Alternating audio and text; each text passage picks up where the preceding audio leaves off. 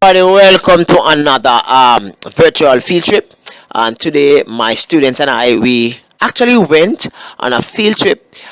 We went to the Bagua Gorge. We walked through the Bagua Gorge, took some pictures, and we had a blast. Right today, we'll be looking at Fern Gully. We'll be looking at the whole ecological scape of Fern Gully.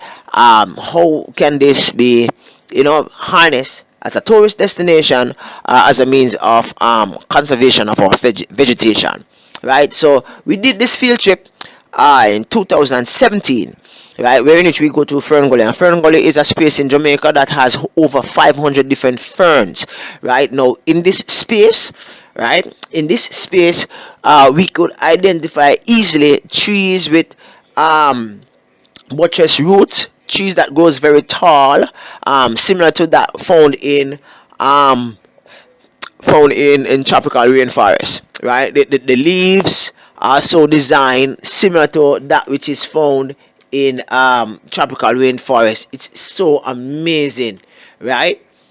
So we identify some buttress tree roots, right? And we identify some epiphyte type of plants, and we also identify some parasitic type of plants that actually grows on tree, and some lianas, right? Okay, so the space within the Fern Gully, well, Fern Gully within itself, it doesn't, well, the authorities doesn't allow individuals with certain size vehicle to drive through Fern Gully, right? But Fern Gully within itself is is a rich space with ecological distribution of vegetation. Plants from all over the world is like located there. Where it's like this is like the periphery of Ocho Rios, and Ocho Rios in it is a Spanish phrase which means eight rivers. So at one point in time, rivers usually actually traverse this space. Right now, it's a road. Right towards Firm Gully, there are several sinkholes, and this sinkhole has water in it. Right. Fern Gully is like, as I shared with the Bagua Gorge share. Fern Gully is like you take a knife, or there's a tree with like buttress root, and they're growing, right. As I said, you can actually take a knife and actually, it's like you're cutting through a cake, and you have a little walkway, like that's Fern Gully for you. It's just so unique, cut and carve nicely, um nicely, shaped, for us to actually traverse. Now, it is also laden with soil that actually comes from limestone. The soil is red, and the plants is you have several different array of plants, right? You have some wild banana plants, you have different type of fern. As I say, you have over 100 fern, right? And you have trees that goes up to like 50, 60 feet up in the air, right? Ferns are on trees, ferns are going from the stone, ferns are going all over the place, right? And it's so amazing. We discovered that rain practically fall within this space practically every day. Now, this area is an area that is laden with sinkholes, as I said, and this is just one of the sinkholes, right? You have several sinkholes, and as far as what we have actually discovered, these sinkholes are like a couple feet deep, right? And it is from these sinkholes, well, it's you're talking about soil here. The trees actually send the root to spaces that have moisture and actually feed, right? So the space is not all that flat. At the side of the fern gully, and this look like a type of liana plant. It's not a parasitic plant, but it actually grows on the trunk of the tree, right? The both sides of fern gully are elongated. It's slant. It's not straight, and it's not too. And oh, this is not another a sinkhole, right? It's found within Fern Gully itself. It's as if it's a cavern like feature, very neatly carved. Right, you have to excuse my enthusiasm because I was so amazed at these display of natural beauty within landscape within Jamaica itself, right?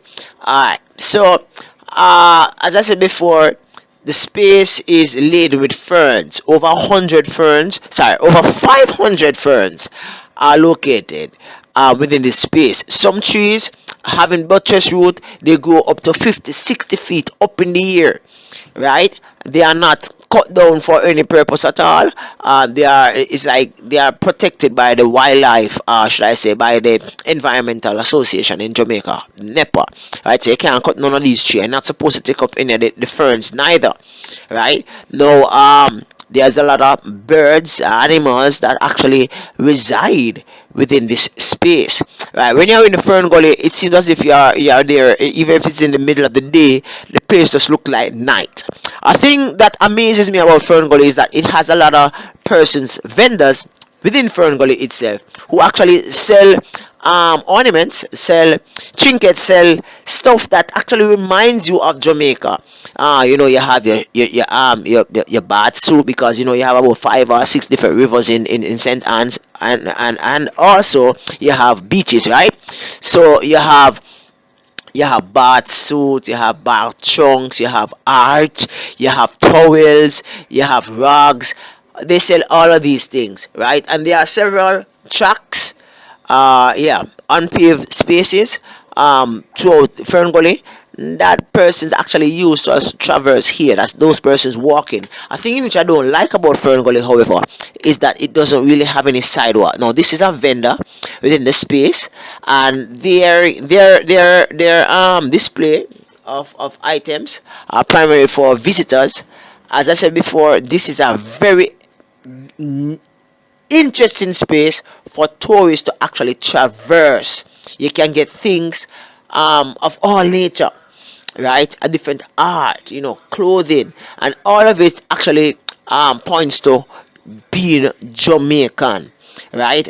Students actually went around and taking pictures and all that, but they have a principle within the Fern Gully that even if you're going to be taking pictures, you have to pay them some amount of money. But it was really an awesome experience being there. All right, so we're talking about Fern Gully, and we're talking about the whole fact that Fern Gully can be transformed into a tourist destination. This is another tree that we looked at. You can see the roots. The roots are buttress laden roots. The roots are so designed so as to prevent the tree from actually toppling over, right? It's very tall, and you can actually see some small vegetation actually growing at the side of the tree. They comes in probably about 3 or 4 different categories: lianas, epiphytes, or parasite type of plants. Right, the area is richly vegetation. Have rich vegetation, right? And it's there's no dull moment, and it don't really, even if you have on several layers of clothing, this is the root network for this tree. It's very tall, and it has buttress root, right?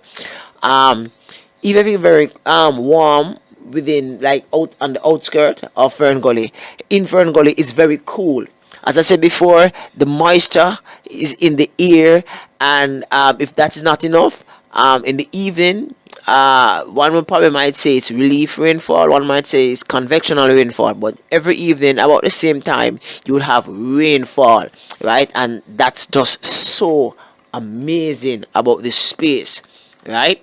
So, as I said before, you have different birds. You have snakes, you have birds, you have frogs, you have different things, type of animal found within the Fern Gully space. Sorry about the pictures. Students were like hiding and taking the pictures because, as I said before, to take pictures of these spaces, the persons displaying want monies, because they are saying that we are actually taking picture of their work. So they hid and took the pictures, and that's the reason why it is looking as how it is. But this we spent a while here before we actually went into Ocho Rios, where which we actually had lunch and returned back to Kingston. Well, we did a little feature in Ocho Rios. I am not sure that we have pictures about that, but we did a few amount of pictures in Ocho Rios. I think we looked at tourism in Ocho Rios itself, but we are looking at the ecological framework of Ocho Rios, transforming it, well, Fern Gully itself, transforming it into a tourist mecca, tourist attraction, a tourist space, right? And that, I think we did an excellent job. Students actually did their SB on, well, they had three options to do the SB on: rivers, which we looked at the Bagua God, which river running through the Bagua God. We also look at the whole idea of tourism, and we look, I think we look at transportation. All right. So some of the pictures, as I said before, have been distorted because persons were like hiding to take the pictures. But as the tree are actually spotted on the slopey side, right, you can actually see the rooting for the tree is a little bit different, as the tree try to maneuver the landscape, right. It was really a fun exercise. I think the students actually appreciated it, and it was, I enjoyed it myself. And thank you for stopping by. Peace out. Catch you next time, guys. Next field trip. Cool.